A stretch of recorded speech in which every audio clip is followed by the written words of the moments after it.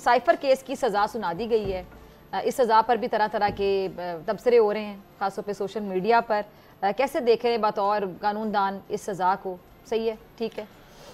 دیکھیں ڈاکٹر صاحب, اس کے 3 ایسپیکٹس ہیں. ایک ہے اس کا پولیٹیکل ایسپیکٹ, دوسرا اس کا لیگل ایسپیکٹس ہے, اور تیسرا اس کا ایسپیکٹس یہ ہے کہ آپ کا ڈیفنس ہے کیا ہے, کہ جس کی بنیاد پہ آپ یہ کہیں کہ ہمارے ساتھ جو ٹرائل ہے اس کے اندر ہم اپنا ڈیفنس لے کے آنا چاہتے ہیں. اب جو آفیشل سیکرٹ ایکٹ ہے وہ بڑا سمپل ایک چیز کا ہے کہ ہر پاکستان کا جو پبلک آفس ہولڈر ہے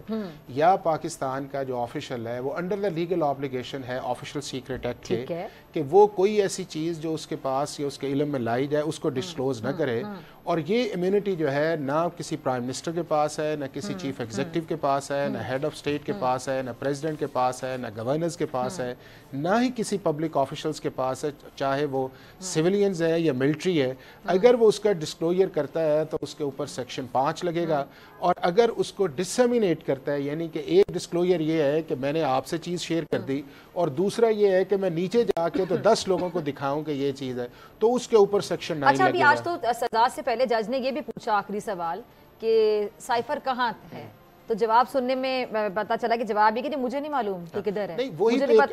تو ڈاکٹر صاحب میرے دفتر میں تھا, میری ذمہ داری نہیں تھی. ڈاکٹر صاحب یہ اس سارے چیز کے اندر 5 لوگ امپورٹنٹ تھے, اور انہی کے اوپر اس چیز کا فیصلہ آنا ہے. اگر فارمر پرائم منسٹر اس چیز پہ لگے رہے کہ میں نے پولیٹیکل نیریٹو کی بنیاد پہ یہ کیس لڑنا ہے, تو اگر فرض کیا یہ کیس ریمانڈ بھی ہو جاتا ہے کہ جسے رائٹ آف کراس ایگزامینیشن ملنا چاہیے, لیکن پھر اس کے اندر جو ہے وہ کنوکشن کے چانسز زیادہ ہوں گے, کیونکہ لا کے اندر کوئی ایکسیپشن یا ایکسکلوژن نہیں ہے. دوسرا اس چیز کے اندر جو امپورٹنٹ ہے کہ وہ جو 5 بندے ہیں اس میں ایک وہ ایمبیسیڈر ہے جو اسد مجید ہے, دوسرا سہیل محمود ہے, تیسرا اس کے اندر جو آدمی ہے وہ ہے آپ کا پرنسپل سیکرٹری پرائم منسٹر, چوتھے فارن منسٹر ہیں, اور 5ویں پرائم منسٹر ہیں. اب پرائم منسٹر نے یہ نیریٹو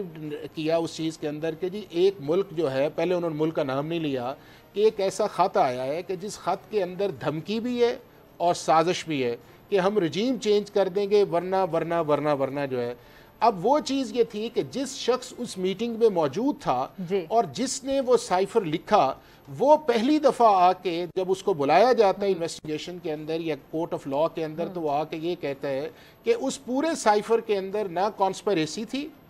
نہ اس میٹنگ کے اندر کانسپریسی تھی جس کو میں نے ایکسپریس کیا ہے, اور نہ اس کے اندر تھریٹس تھا.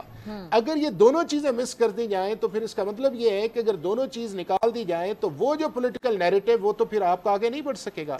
اب دوسرا اس کے اندر امپورٹنٹ چیز یہ آیا کہ کیا کوئی بھی پرائم منسٹر یا head of state under the legal obligation ہے کہ جو اس کے پاس چیز لے کے آئی جائے اور یا اس کو وہ واپس کرے. اب اس کا یہ ہے کہ جب فارن سیکرٹری کی طرف سے وہ لیٹر گیا سائفر کا, وہ جو ڈی کوڈ کر کے یا جو بھی ایک پروسیس اڈاپٹ کر کے گیا, تو پرنسپل سیکرٹری کی طرف گیا, تو وہاں سے ہمیں ایک آڈیو کا نظر آتا ہے کہ اس کو پلے اپ کرتے ہیں. اور پلے اپ کا مطلب یہ تھا کہ اس کے اندر ایک جو پولیٹیکل مائلیج ہے وہ اس چیز کو لینی ہے, چونکہ ووٹ آف نو کانفیڈنس والا پروسیس جو تھا وہ آن گوئنگ تھا, جس کو آپ نے دیکھا کہ بعد میں سپریم کورٹ آف پاکستان نے اسٹرک ڈاؤن بھی کیا کہ وہ جو ایکشن تھا advise to the prime minister یا آرٹیکل 5 کے اوپر. اب اس نے یہ کہا کہ ہم نے پرائم منسٹر کو دیا, پرائم منسٹر نے واپس نہیں کیا. فارن سیکرٹری نے یہ کہا کہ وہ ڈاکومنٹ ہمارے پاس نہیں آیا. اب وہی ڈاکومنٹ جو ہے وہ ایک سوشل میڈیا کی ویب سائٹ پہ جو ہے وہ اکتوبر کے اندر جا کے وہ آتا ہے کہ جی یہ ہے وہ سائبر. اب یہ اس چیز کے اندر دیکھا جائے کہ اگر 2 چیزیں ہیں, اگر اس کے اندر جو اوریجنیٹ کرنے والا ہے وہ یہ کہتا ہے تھریٹ بھی نہیں ہے, کانسپریسی بھی نہیں ہے,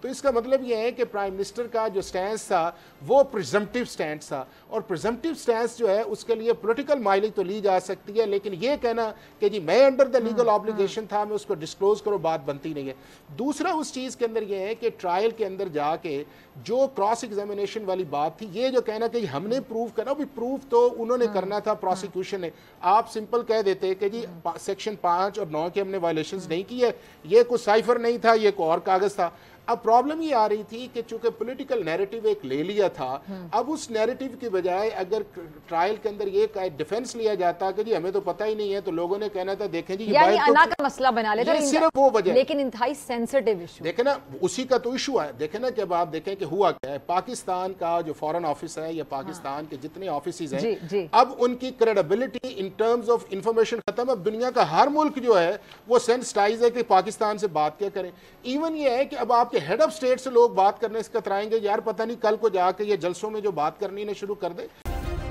सब्सक्राइब करें और बेल दबाएं ताकि कोई खबर रह न जाए।